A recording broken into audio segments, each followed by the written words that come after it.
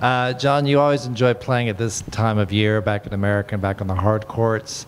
Do you feel like you have more of an opportunity now since a lot of players are focusing the Olympics, changing their schedules for the Masters events, or do you just treat it like you would any season this time of year? No, I just treat it like I would any time of the year, whether some players aren't here or maybe aren't at the next week's event.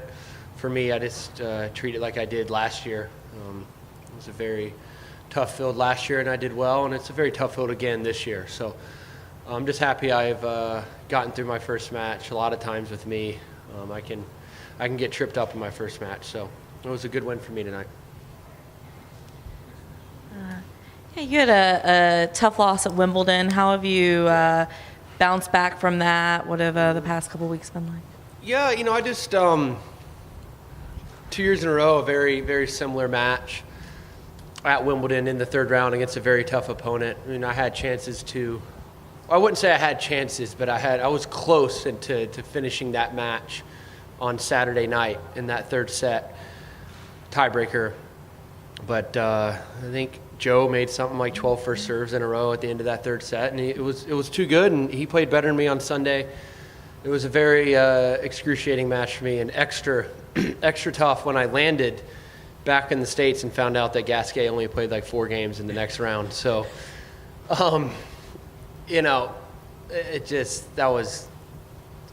was a tough pill to swallow, but look, that's how it goes, and I have nothing to complain about. I've had a lot of good fortune in my career, so just wasn't to be this year.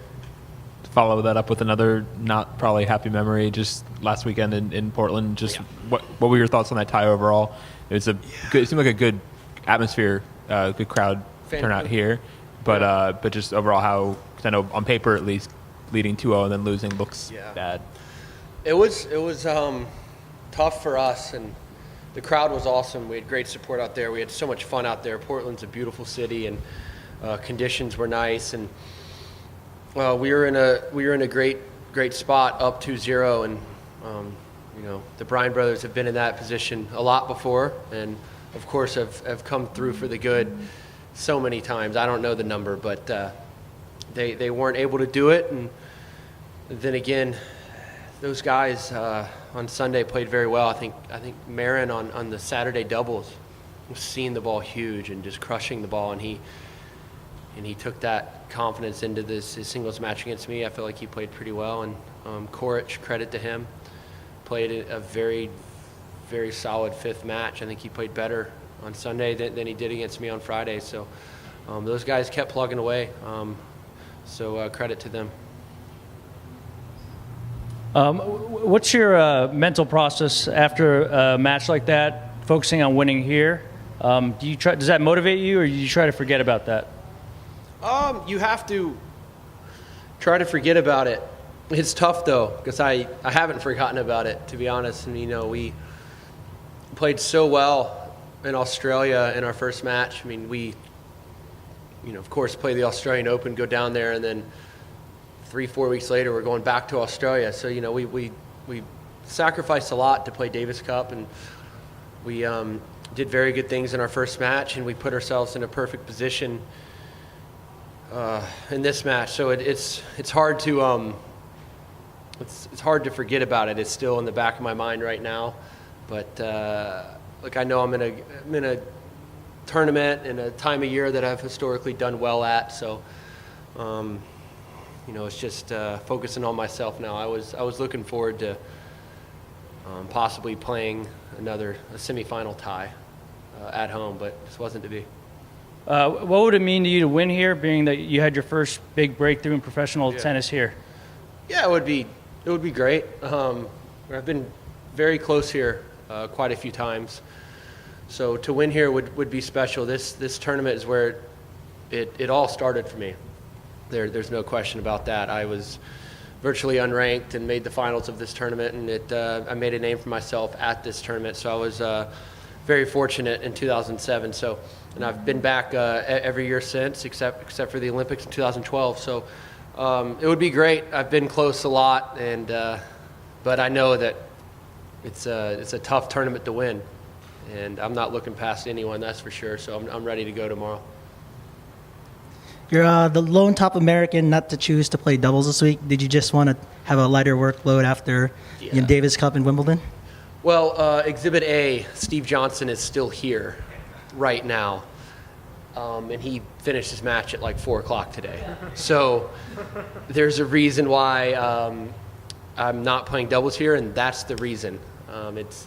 And I'm also a bit older now. I got to focus on singles, but this term especially with singles matches not starting till 4 o'clock on a lot of the days, doubles it's just too much at this point in my career. I think I can doubles. Let's just say it's not a big focus of mine. Brian Baker, who just lost, this was his first year playing for like a 2-year layoff. You played him when you guys were juniors in 2002 in like a junior championships. Yeah. Do you remember that? What kind of player was he like? Because he was the number 2 junior in the world. Yeah. Do you remember that match and what was he like? Well, I remember all of our matches. We're from the same section. 14 unders, he beat me 0-0. And I think the match you're referencing, he beat me 0-1. So, granted, I wasn't as good as I was now, but still to beat me 0-0 and 0-1, that's a pretty good effort. So Brian is an incredible talent, and in juniors he was virtually unbeatable. He's just talented. He's very gifted.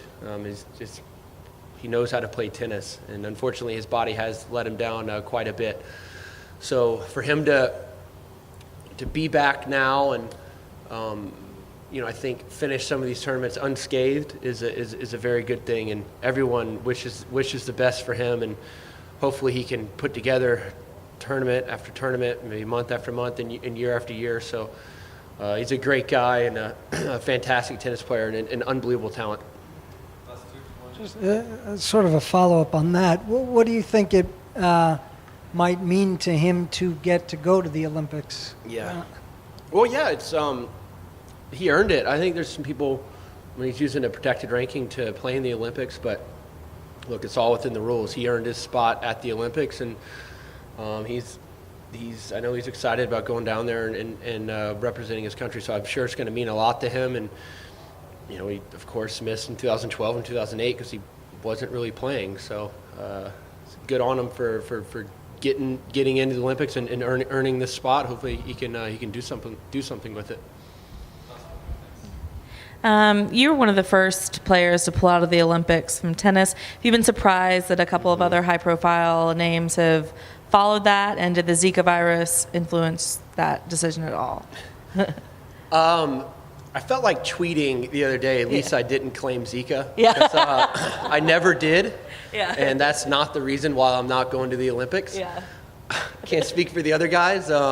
Golfers, tennis players, a lot of them are saying Zika. For me, it was a scheduling thing, and not having points was probably the main factor for me. It wasn't Zika at all, because if it was Zika related, I wouldn't have gone down there in February and played the tour event. Right. So, look, the other guys, they might be scared of it. That wasn't the reason why I decided not to play. All right.